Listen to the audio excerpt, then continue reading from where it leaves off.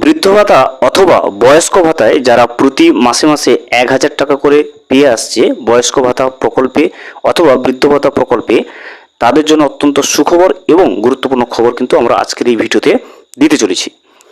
বয়স্ক ভাতা অথবা বৃদ্ধ ভাতায় আগে যেটা 1,000 টাকা করে দেওয়া হতো, সেই 1,000 টাকার পরিবর্তে এবার থেকে কিন্তু 1,500 টাকা করে কিন্তু বৃদ্ধ ভাতা অথবা বয়স্ক ভাতায় প্রতি মাসে দেওয়া হবে।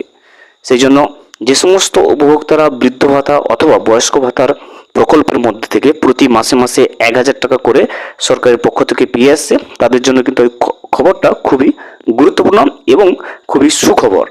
এবার থেকে প্রতি মাসে 1,000-এর পরিবর্তে প্রতি মাসে কিন্তু ব্যাংকের অ্যাকাউন্টে 1,500 টাকা করে ঢুকবে বৃদ্ধ ভাতা অথবা বয়স্ক ভাতার প্রকল্পে। কারা কারা এই টাকা পাবে, কোন মাস থেকে 1,000 টাকার পরিবর্তে 1,500 টাকা করে ঢুকবে, সমস্ত বিষয়টা আমরা আজকের এই ভিডিওতে বিস্তারিতভাবে জেনে নেব। ভিডিওটি বিস্তারিতভাবে দেখে নেওয়ার আগে ছোট্ট একটা অনুরোধ, যদি চ্যানেলে নতুন হয়ে থাকেন অবশ্যই চ্যানেলটা সাবস্ক্রাইব করে রাখবেন এবং নোটিফিকেশনটা অল করে রাখবেন এই ধরনের সমস্ত আপডেট সবার আগে পাওয়ার জন্য। চলুন আজকের আপডেটটা আমরা বিস্তারিতভাবে দেখে নিই।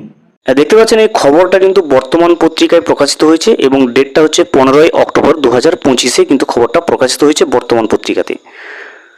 কেন্দ্রের লাল ফিতের ফাঁসে আটকে 1,70,000 কোটি টাকা, পুরোটাই বাংলার প্রাপ্য। এখনও 100 দিনের কাজ সহ বহু প্রকল্পে টাকা ছাড়ার নামগন্ধ নেই। অথচ এই পরিস্থিতিতে সামাজিক সুরক্ষার নামে দায়ভার রাজ্যের কাঁধে চাপিয়ে চলেছে মোদী সরকার।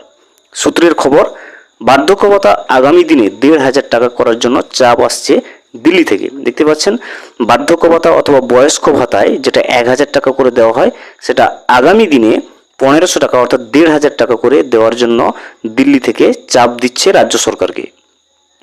মমতা বন্দ্যোপাধ্যায়ের সরকার ইতিমধ্যেই এই খাতে প্রত্যেকের অ্যাকাউন্টে 1,000 টাকা করে বার্ধক্য ভাতা দিয়ে থাকে। আমরা সেটা সবাই পেয়ে থাকি, যারা যারা বয়স্ক ভাতা অথবা বৃদ্ধ ভাতা প্রকল্পে এই টাকাগুলো পেয়ে থাকে তারা প্রতি মাসের শেষে কিন্তু 1,000 টাকা করে পেয়ে থাকে সরকারের পক্ষ থেকে। সেই অঙ্কটা বাড়াতে নবান্নের অসুবিধাও নেই, কিন্তু তার জন্য যে কেন্দ্রীয় সহায়তা প্রয়োজন সেক্ষেত্রেই সাফ মুখ ফিরিয়ে নিচ্ছে বিজেপি নেতৃত্বাধীন কেন্দ্রীয় সরকার।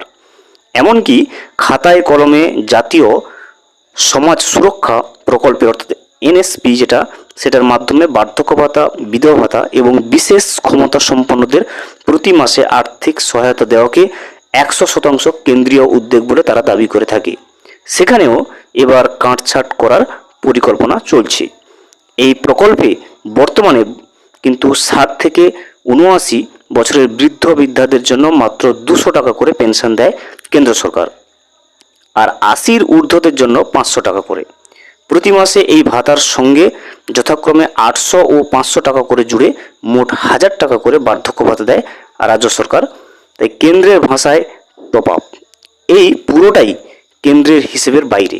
রাজ্যের 21 লক্ষ প্রবীণ ব্যক্তি এই ভাতা পেয়ে থাকেন। দেখতে পাচ্ছেন আমাদের রাজ্যে টোটাল কিন্তু 21 লক্ষ ব্যক্তি এই বয়স্ক ভাতা বলুন অথবা বৃদ্ধ ভাতার প্রকল্পের মাধ্যমে কিন্তু টাকাটা পেয়ে আসছে। উল্লেখযোগ্য বিষয় হলো জয় বাংলা প্রকল্পের অধীনে আরও 1 কোটিরও বেশি প্রবীণকে 1,000 টাকা করেই ভাতা দিয়ে থাকে নবান্ন। সব মিলিয়ে এই খাতে 12,000 কোটি টাকা খরচ হয় রাজ্যের। এখন কেন্দ্র যে সুরে কথা বলছে তাতে এনএসপি ও আরও সম্পূর্ণ কেন্দ্রের প্রকল্প থাকবে না, বরং তা আর্থিক সহায়তা প্রকল্পে বদলে যাবে। অর্থাৎ এক্ষেত্রেও রাজ্যকে নিজের অংশের পরিমাণ বাড়াতে হবে।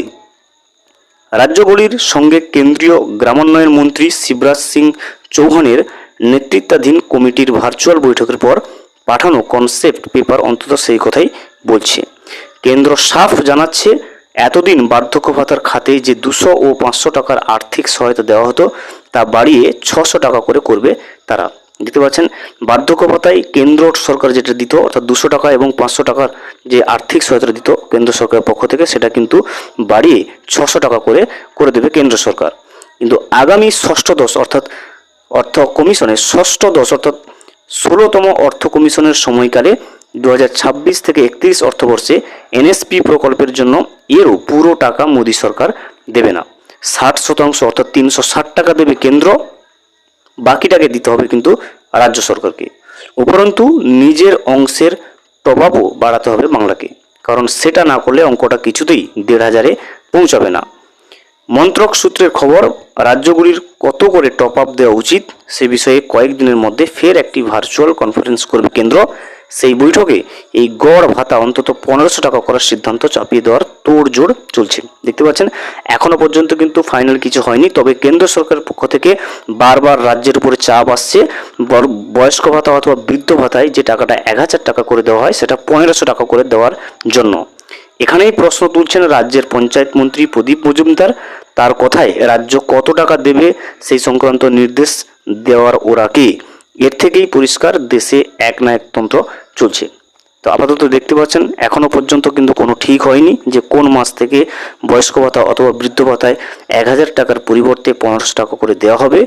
কিন্তু কেন্দ্র সরকার রাজ্য সরকারের উপরে যথারীতি চাপ সৃষ্টি করছে বয়স্ক ভাতা বা বৃদ্ধ ভাতায় 1000 টাকার পরিবর্তে 1500 টাকা দেওয়ার জন্য, এবং সেটা কিন্তু কিছুদিনের ভিতরে পরিবর্তন হতে চলেছে। যখন অফিসিয়ালি সেই জিনিসটা হয়ে যাবে, অফিসিয়াল বিজ্ঞপ্তি জারি করে দেবে যে বৃদ্ধ ভাতা বা বয়স্ক ভাতায় 1000-এর পরিবর্তে 1500 টাকা করে দেওয়া হবে, তখন অবশ্যই আমরা কিন্তু সেটা ভিডিওর মাধ্যমে আপনাদেরকে আপডেট দিয়ে রাখবো। ভিডিওটি সম্পূর্ণভাবে দেখার জন্য অসংখ্য ধন্যবাদ।